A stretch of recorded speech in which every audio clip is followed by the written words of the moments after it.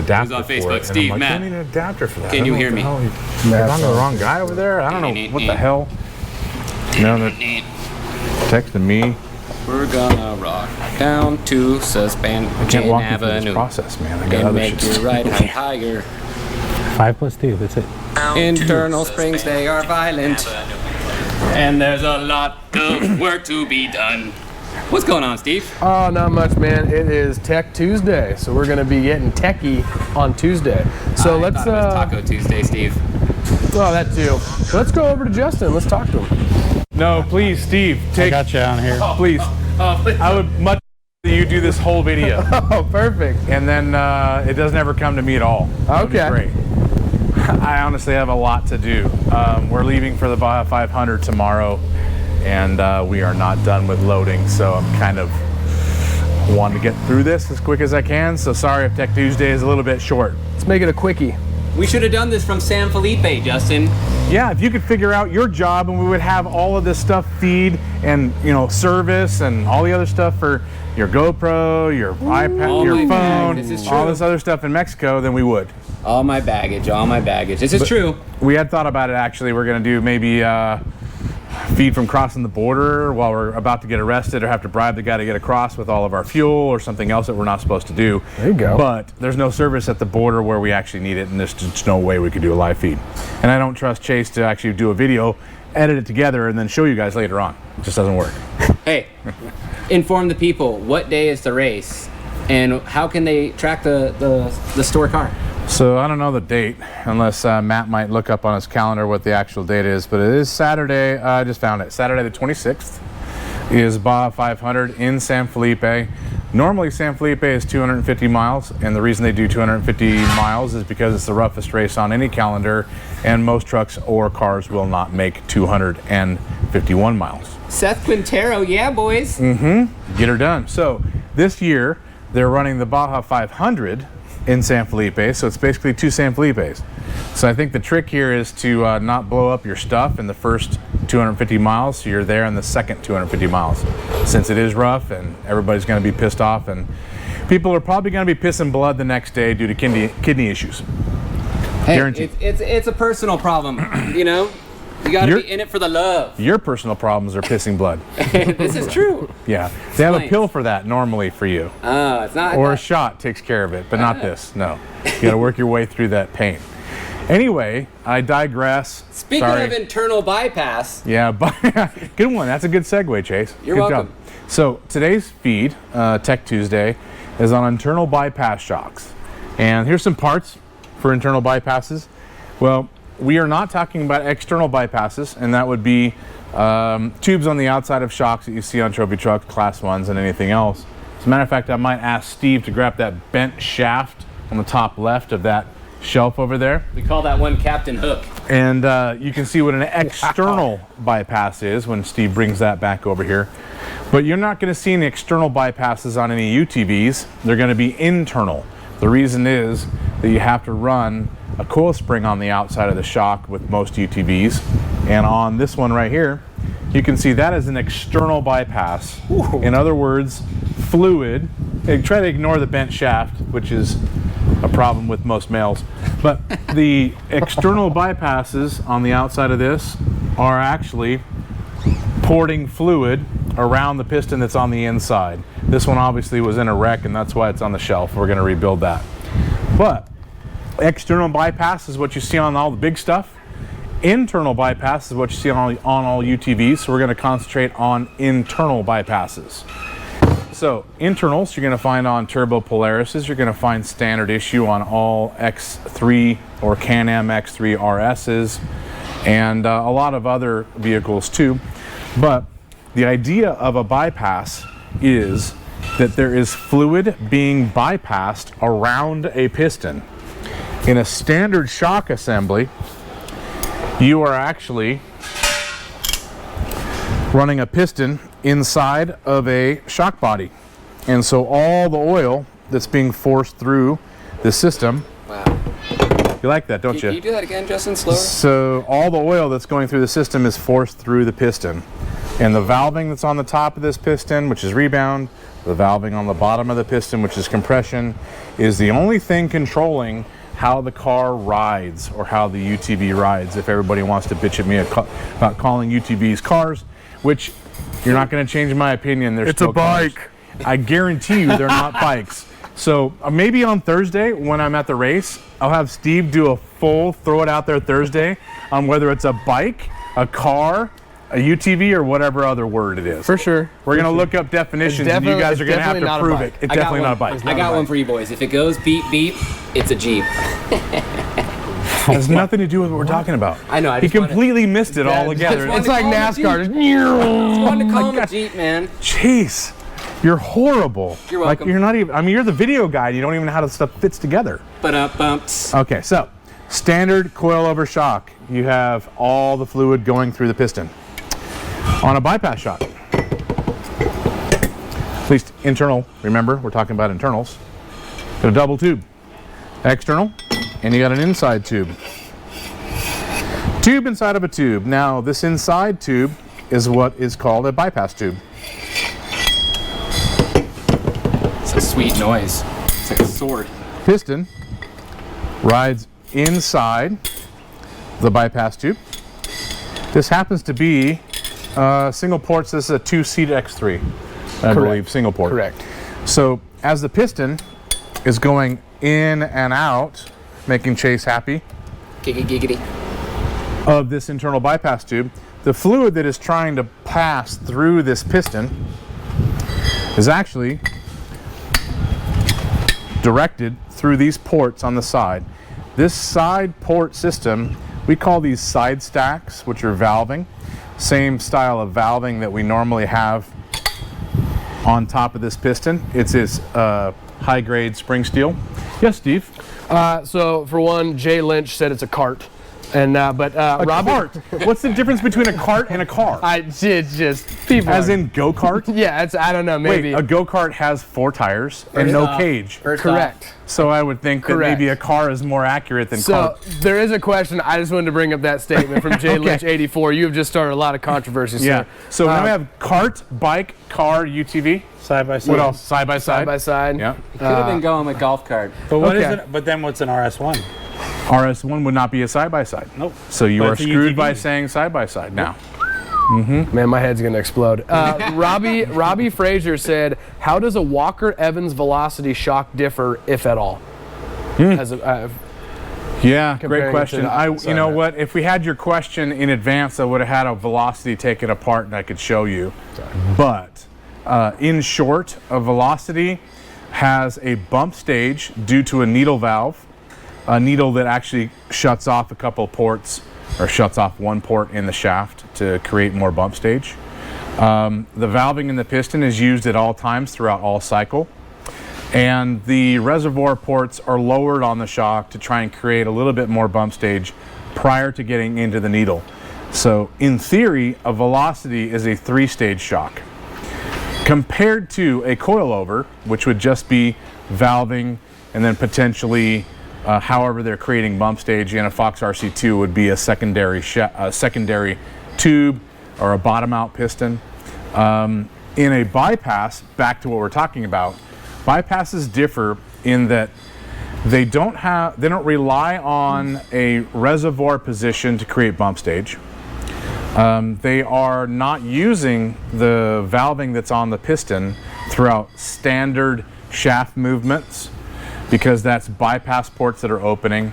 Valving on the piston is mostly controlling your bump stage in a bypass shock. So a bypass has the 3 stages that a Velocity has, but it also has position sensitivity. In other words, you can change how the shock functions depending on the position of the shaft, which is not the case on a Velocity or any standard coilover.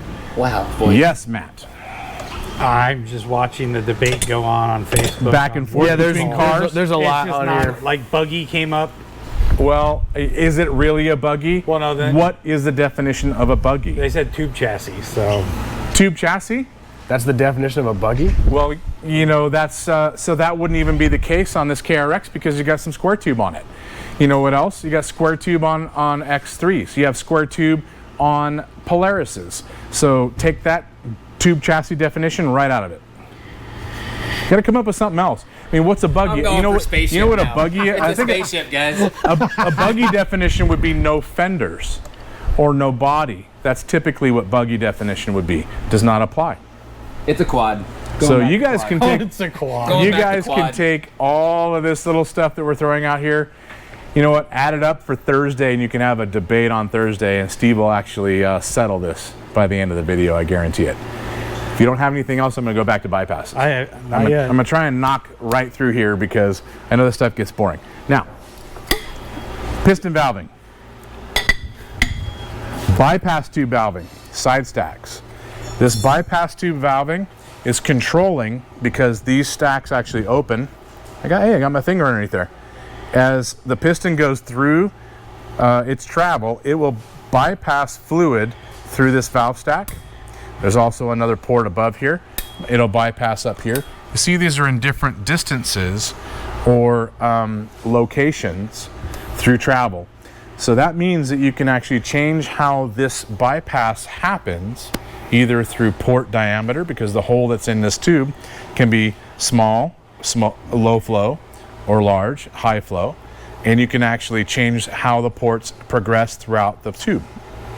Now, progressing those ports will make a system a lot more plush through the little stuff. And as the system compresses, it'll get more stiff, more progressive, which is typically what you want. You want to have something that you're not going to feel everything through the chop and chatter and rocks, but you want to have enough resistance to keep the car from bottoming out when you actually run it through a jump landing or G out in the dunes. Matt. One of the new ones is Money Pit. That's what it is. Actually, I think that'd be a I don't solid disagree with definition that at for all. everything right here. Disagree with that. We have to shorten it though. The reason I don't call these things UTVs is because that's 3 syllables and it's a pain in the ass. Okay. Okay, so that's why I call it a car. Well, okay, number 1, it's not a bike. Number 2, car is single syllable and really fast to say. UTV is a pain in the ass when you say it all day long. Plus, I get a lisp and I sound a little bit gay when I go UTVs all the day. So, if you guys can come up with a accurate description of these vehicles that is 1 syllable, that you can say over and over on a video like I do and not get sick of doing it, but is actually accurate. All right? So cart, buggy, and bike, I think are way off. Yeah. They're not even close. Somebody said machine. Yeah, but it's 2 syllables. How about we need 1? I like car. You know, I kind of like I car call too. it a, I call it a car every Hey, time I I mean, do it. honestly, I love car. Peter Quaid says 4 wheels, doors, a steering wheel, and maybe even a windshield. It's a car. You're damn right it is. I mean, that's definition, right? Look up Yep. Webster's, you guys. Seriously. Bike is not even close. Look up Webster's for a buggy. Not even close. Sorry to beat up the guy that said buggy. He's the only guy that's ever said buggy. No. We get customers There's say so my much buggy all the time. controversy going on with speed. Okay, It's so we're going to insane. change it up then. We might not talk insane. about bypasses ever. Yeah, damn. All right, well, I've got some questions finally coming in. The There we debate go. has moved to questions finally. All right, questions for bypass. All right, so Brian Sterner wants to know, can you add rebound adjustment on Walker Evans Velocities? No, you cannot, and that's one of the negatives about walkers. Walker does not have a rebound adjustment even on their race shocks, and I don't know why. You know what? I'm going to guess. I think my guess is because everybody else owns patents that lock it down on a shaft adjuster. Probably why they don't do it. That makes a rebound adjuster very complicated. And Chase has his initial sign over here. Oh, is he doing it? He's got a I was hand. gonna say, like, come on, Chase. He's doing twinkle toes hands, saying that he's thinking he's going to have somebody sign in, but it's probably not going to happen. In the meantime, Jason Yes. Stoltz wants to know, how many miles, hours before rework, rebuild? Okay, if you have a play car, we're going to say about 3,500 miles. If you have a race car, absolutely 1,000 miles or less, or every single race, somewhere in that range. If you run your car really, really hard, or if you're in salty, muddy environments, then that 3,500 miles can be much less, maybe 1,500 to 2,500 miles. Tommy asked Miller, I tried to go live with you, brother, but it's not connecting. Yeah, his Try little again side next hand time. did not work out. He wasn't able to do this, and we can see his BO. It totally worked out, though. Do you see that, boys? No, Yeah. it It's didn't. about Okay, time, Chase. so back to bypasses. You guys, here's the deal. This valving that's on this piston, for the most part, is to be considered your bump stage. That is not the case when you talk about other shocks like needle valve or coil-over shocks. But it is the case when you talk about a bypass. And the reason is when this is moving, then all control and basically the feel in your butt cheek has to do with the side stacks. This is one of the reasons why we build our own tubes, because we take a single side stack with 2 ports, factory, we turn that into a 4 or a 6 or an 8 port system. Now the more ports, the more expense, because we have to build our own tubes, but it makes it more progressive, and that means that you can control different zones throughout compression. So not only are you controlling how the thing rides when you hit something hard, but you're able to control how it rides when you hit something and it's fully compressed, like bottomed out in a jump, as opposed to having it in the middle of the travel, hitting something really hard like a really nasty edge. It won't be as rough to you when you hit that as a coil-over shock or a needle valve shock would be. So bypass shocks, multiple zones. You have initial zone, you have all your bypass port zones, and you also have bump zone. Bump zone is when all the bypass ports are over with, and this piston on the end of this shaft travels past that port. At this point right here, the last little bit, that is a bump zone. You don't have any more bypassing fluid. All the resistance is going through the piston, and that is your bump stage. That's going to stop you from bottoming the car out in G-outs, jump landings, or when you got a lot of beef in the car and your family is rather large. Just saying. Somebody had a good question. Oh, Matt. There's a couple good questions, but one in particular was from Jay Hupp. He said, what part bangs at full extension? So can you show them on that, since it's out of the shock? Yeah. What would be actually making the noise? Actually, yep. So Bang it. bang it, right? When this shock is, I'm going to pretend that this is assembled in the seal cap.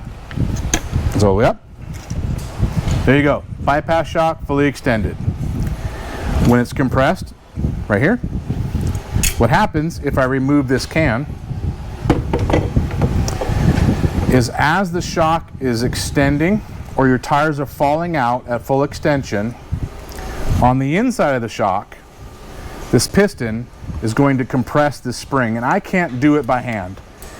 This spring is about 260 pounds an inch, so I can't actually do it by hand.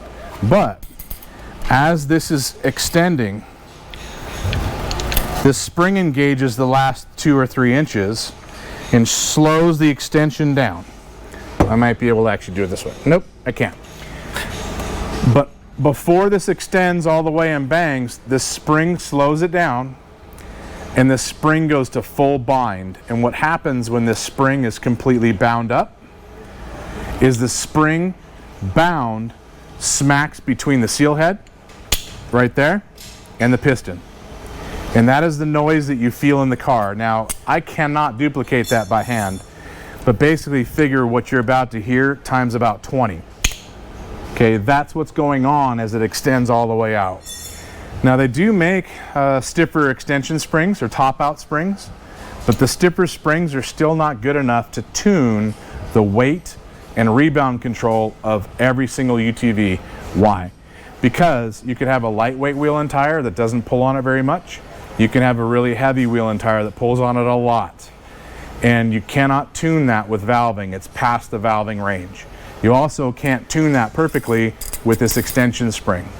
The only way to stop it is with a limit strap kit, so that you stop it before it bangs on the system and also causes damage. Now, see a lot of race cars that run heavy wheel and tire and don't run a limit strap, and what they end up doing is they snap this nut right off the shaft, shear the shaft, the whole shock comes apart, this shaft comes right out the end of the shaft, and their race is over, or they're limping it to the next pit to throw another shock on it.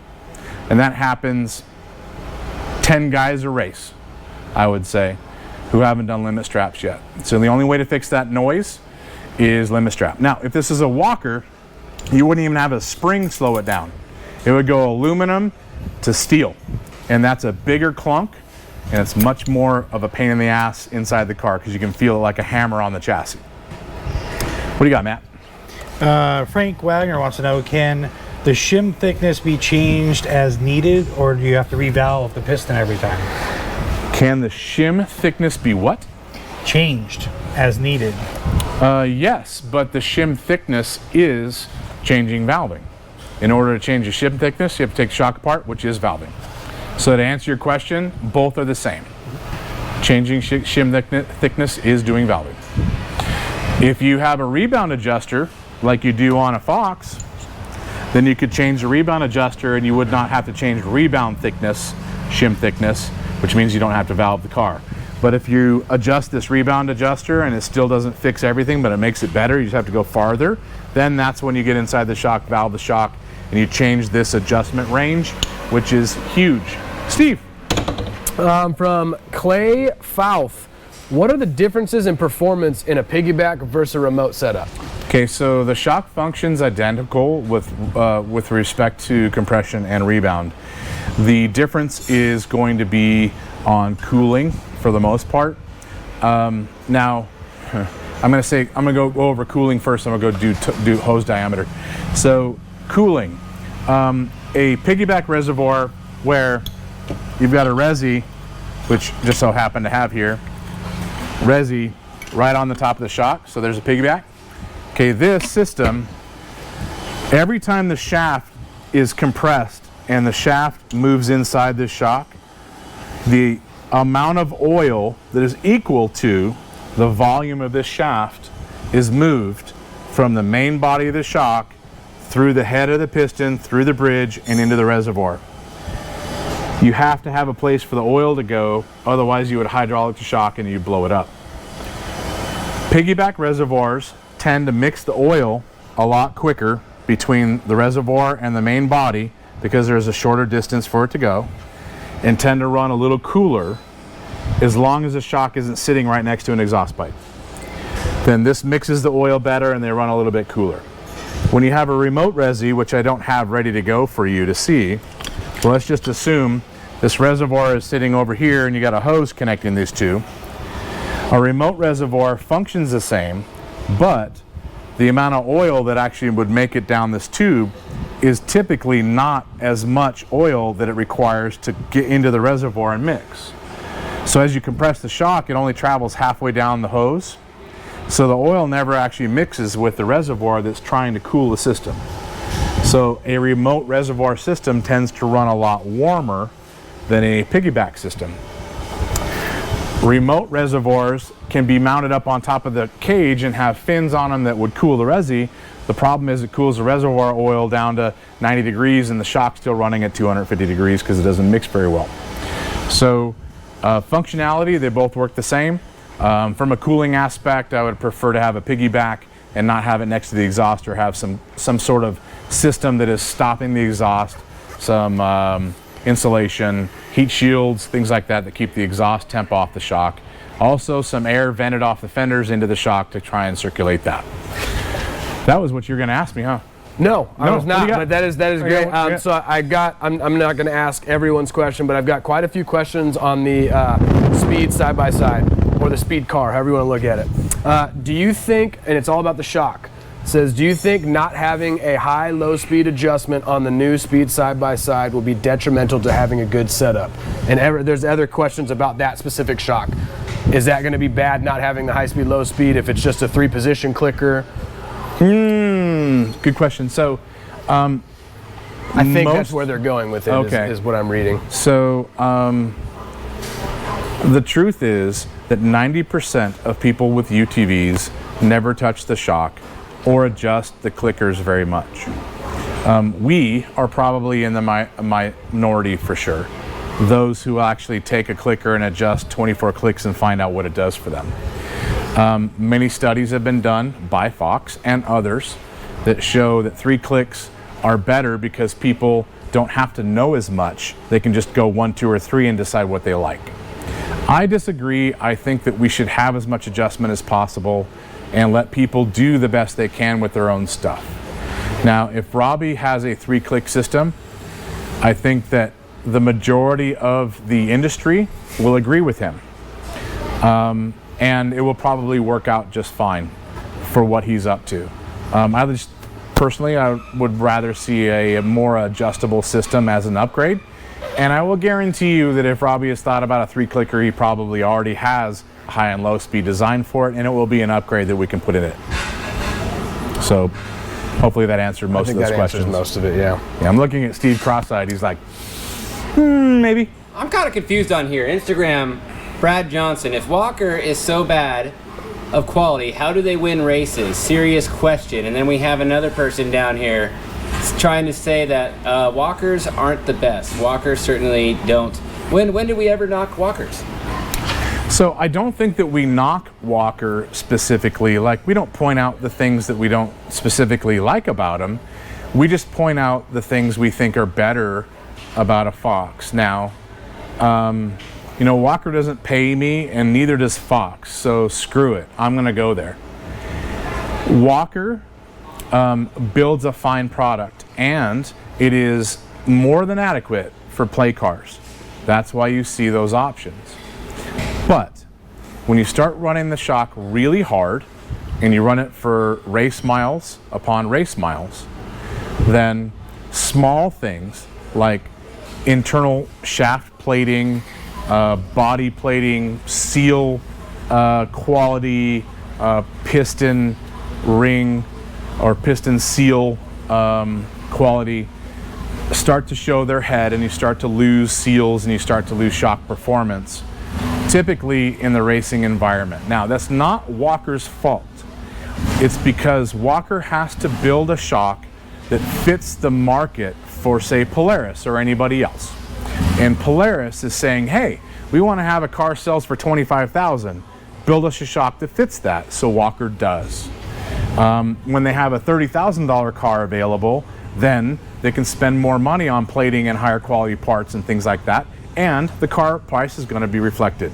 That's not Walker's fault. So we are not saying that Walker is bad. We're not saying that Fox is awesome. Buy Fox, not Walker, okay? There's places for both. But the fact is still remains. The fact is the same. If you lay all the parts out there, the parts and quality of the parts are higher with Foxes than Walkers. Not Walker's fault, but what they're forced to do. And if you want something that's going to last longer and you're going to run it harder, then Fox is a better choice. I just want to agree with Jason_Cole98. He said, I'm surprised Chase is still employed. Me too. Yeah. Me too, Jason. And Me Too movement. Me Too Chase out of here. Yeah. Hashtag no Chase Me I Too. don't know if that's the Me Too I want to be involved with, boys. Can we do a hashtag Me Too Chase? Oh, man. Man. I do have an off-grid racing. Thanks for my shirts, Chase. Yeah, no, and then getting them. Thank you. And then you get like a compliment. And then Off Grid is trying to keep Chase here with that. That's Get good. out of here. Yeah, I And know. then let's bring it back. J-Hups 24. So you Yeah. get what you pay for. Dun dun dun. Yeah, I mean, that's a short version. I was being way too long-winded about it, but that's the case. If I just said, hey, you get what you pay for, then everybody's going to say I knock a Walker. I'm not knocking Walker. We do a ton of them. We do do we do more Walkers than we do Foxes? That's probably 50-50. With X3s, maybe more Foxes. I'd say probably like 60-40 split, 40% Walker, 60% Fox, just because X3s are so huge. Because X3s are piled up around here, and and they're always going to be a Fox. Correct. There's not a Walker option on an X3. It probably skews that. But your base model cars typically are going to be Walker. Your higher level or loaded cars are going to be Fox. There is a reason for that.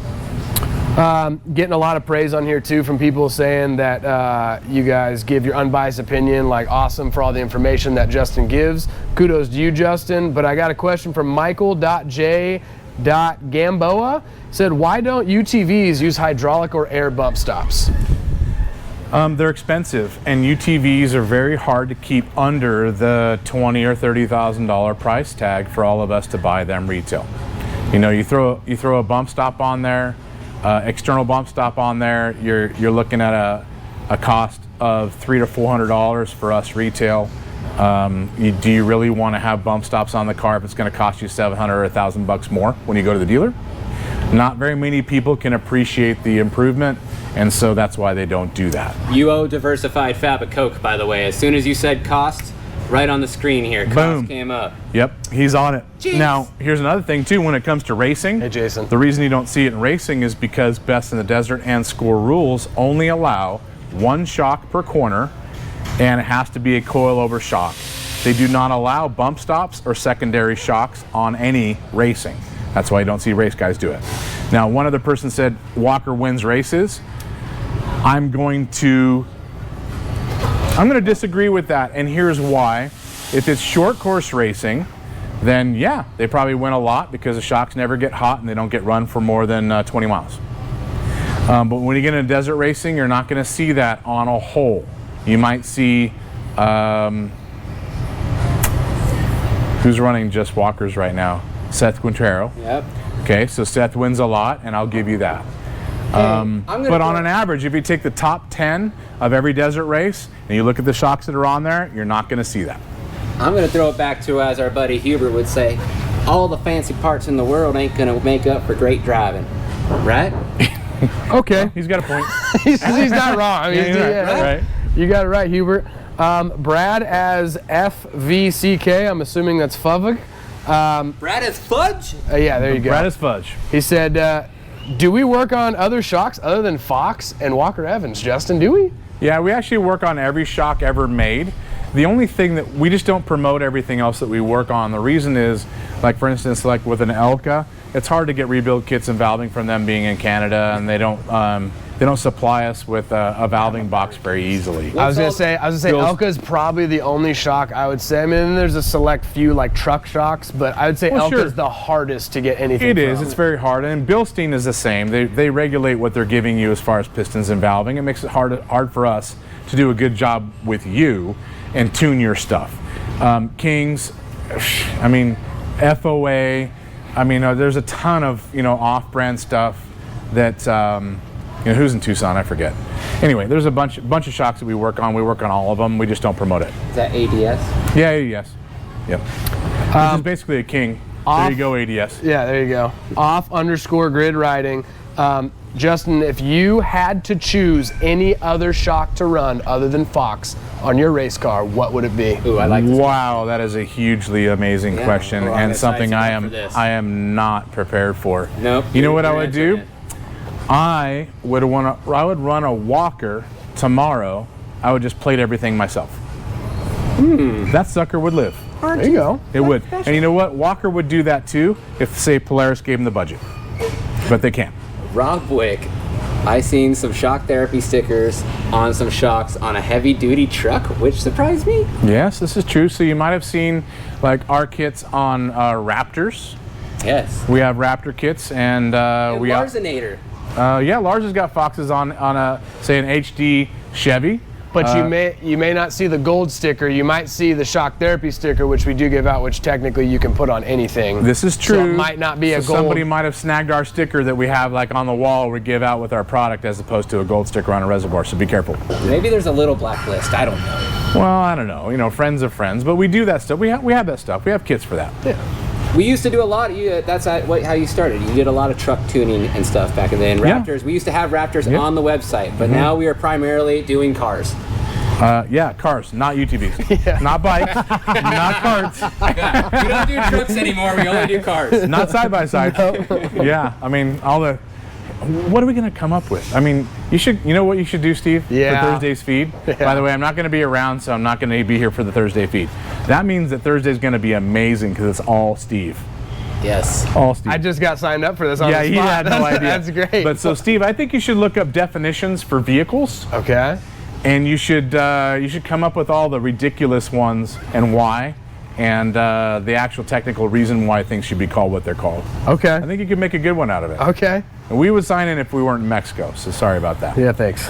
If you guys don't have good questions, then I'm going to move behind Chase here shortly. Real quick. Okay. Elquin, what did you mean when you said plating the walker?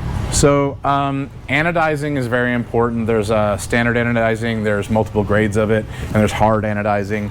One thing, I think of it this way. On brakes, they get hot. They get a lot of pressure, a lot of stress, and you want to stop your car before you run off the cliff, right? Typically, a good aftermarket caliper is plated with anodizing, and it's plated with hard anodizing. The reason is so the pistons and also O-ring seals on the inside never change according to temp. They don't wear out 1,000 miles in. They run forever. You can buy brake calipers that are raw. Don't do it. They will have issues when they get into temp and they get into a few miles and you won't have brakes. You don't stop and you die when you go off the cliff. With shocks, same thing. You have a raw shock, raw aluminum body, raw aluminum everything, versus hard anodizing that doesn't wear out and keeps seals. That's what I mean by plating. Anodizing in the right places, in the right ways, make shocks seal longer and when you need them. Matt. Matt Kent has a question that came up a lot in Oklahoma. Why do UTVs use tender springs instead of dual rate? And do you need to reevaluate if you go from tender springs to a dual rate? Or revalve, sorry. Okay, so a tender upper spring is a trick that the UTV manufacturers use to pass the government rollover test. What is that? That is asphalt, the tires and setup that the car is sold as 25 miles an hour, a driver takes the steering wheel and goes full crank at 25 miles an hour. If it picks up one tire, it fails. So what a tender spring does, since it's almost completely compressed on top, as soon as you grab the wheel and you turn it and it leans over, the tender spring on the outside compresses and it sits on the heavy lower spring throughout that turn. It stops body roll and it stops the car from picking up a tire, and the manufacturers pass the rollover test. The problem is it also rides like crap. When they pass the test, that's what they have to sell to you. It's a very inexpensive, no crossover ring, less money, not a full length upper spring, less money, a very inexpensive way to pass the test and pass the savings on to you. That's the reason why our dual rate spring kits work so well, because we're able to get rid of the engagement in the lower spring right away when you hit normal bumps. You don't want to hit that stuff and grab a heavy rate and have the thing, ride like crap. So dual rate spring kits definitely change everything. When you do internal valving, yeah, we actually modify the valving if you're going to use a stock spring kit versus our spring kit or any dual rate spring kit. It is a change that we consider. So hopefully I answered both of your questions that you had for him, Matt. I'm glad you actually brought that up too, because that is probably one of the #1 questions I get recently is, why are these springs so crappy from the factory? Yeah. Why do they do that? And I'm glad you just explained that, because I get that all the time. Two things: passing government tests, second, saving money. And the saving money thing, they'll go with a less expensive spring manufacturer, and that's why they settle over time. We got Cave 598 live. What's going on, brother? Nice garage, man. I see Baja Designs, rugged radio posters everywhere. You got quite the setup, man. That's right. Little garage action there, right? Oh, you got a car halfway apart there. Where are you at? What do you drive? What's your question? Las Vegas, Nevada. That's right. So hey, here's my question, right? I'm in the process of doing a build, just finishing up my cage and some other things like that. My question is with regard to the front sway bar. I know in the Can-Ams, a lot of guys are removing the sway bar and running limiting straps. Is that something with I've got a 2019 Turbo S Dynamics. Is that something with that is a viable option? Is it not a viable option, and why? Okay, so here's the short version when it comes to front sway bar, one way or the other. Okay, a front anti-sway bar, while it's on the car, is going to help you corner. It's also going to help the back tire stay on the ground when you enter a corner. It doesn't dip on the front and pick the back tire up, which stops you from rolling the car and increases your cornering speed. If you take the sway bar off the front, then the front tire and front suspension is more independent, which means you're going to have way more body roll in the front. Now that's good if you run trail stuff or rocks. I would suggest taking the bar off for trail and rock. But the second that you go any kind of high-speed stuff like desert or anything that's got a nice sharp turn with a berm or a rutted, then you're going to end up rolling the car a lot quicker, or your speeds are going to go way down in the corners. So you will not find anybody racing off-road desert stuff with no front sway bar. If they have no bar, either they're slow or they've got a really, really stiff spring combination in the front, which means that the front ride's really stiff all the time. So you kind of have a compromise to make. And if you're a trail guy, then run no bar. If you're going to go out and run some high-speed stuff, then you have to have a bar. Hopefully that. That's great, man. Thanks so much. I appreciate it. Yeah, did you have a second question? I might have missed the one. I'm sorry. I think it was a two-part question. It's really kind of just a buy and look for kind of a concept. I mean, but since you threw it out there, right? So I have a stage 3 kit when we're doing the cage that's going on. I won't mention the name because it's not shock therapy. No problem.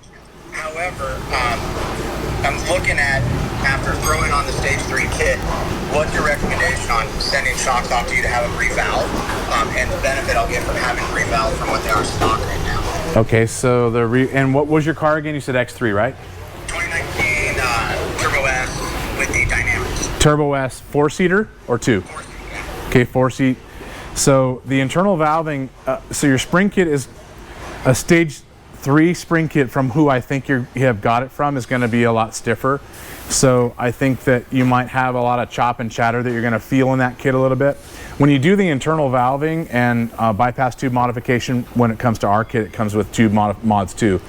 It's going to get way more plush in the small chop and chatter, and it's going to give you way more bottom out resistance in the biggest hits.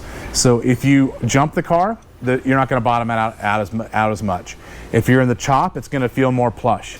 If you're in the dunes, everything feels more plush, and then you don't bottom it out as much as when you're in a big G out from dune transfer to dune transfer. Okay. Now, obviously, I'm within striking distance of you guys. Would you recommend it's better to put the car there to have the rebound done and let you guys kind of turn the wrenches, or just send me my shocks? I would suggest that we do it, and the reason is that, you know, if the ride heights are wrong, or if you have a spring kit change or maybe a spring rate change, maybe the spring rates are too high and we can't get the ride height down low enough to make it ride right, we would want to change the spring, and that's all free with us. I mean, we're going to make those changes in the ride height cost. So I would suggest bringing it. It's well worth it. We only charge $100 to take the shocks on and off and set ride height, so it's worth it. It's worth the 100 for sure. Yeah, it is definitely worth $100. You could spend all day on it if it's wrong, and we'll do it for $100. Right on, right on. Beautiful. Thanks, guys. I appreciate your time, man. Take the mint t-shirt size and color. Chase, you can yell at Chase when he doesn't send it. Cool. Have a good one, man. Thanks, you guys too. What do you got, Steve? So I'm gonna give you. There's 2 questions, and then I'm gonna call it because I gotta get back to work, guys. Yeah, me too. But so from Thomas Miller, one, Justin, are we planning on getting a speed UTV? Yes. As a matter of fact, we have one coming as soon as they're available. You know, Robbie and I talk quite often, probably 2 or 3 times a month. Perfect. And then Marcus Dewitt. Hello from Brazil. Oh, Brazil. Amazing videos. Thank you. Off-topic question, but what is your opinion on tire balls, tire blocks, and tire spines? Do you use them? Thank you. We have tried them all. Tire blocks and tire spines are my least favorite. The reason is they change the ride quality, and they are a massive pain to mount. We could probably run anything in our race car, and we chose to run tire balls after running them all. So of the 3 you mentioned, tire balls are probably the best functioning system. We do not run tire balls anymore now that we've gone through all of those choices. The reason we don't run them is they're very expensive to change every single race, because a tire ball on the inside of the tire will rub on itself, and it will end up flattening the ball over time. So for play cars, I wouldn't recommend any of them. For a race car, I recommend tire balls.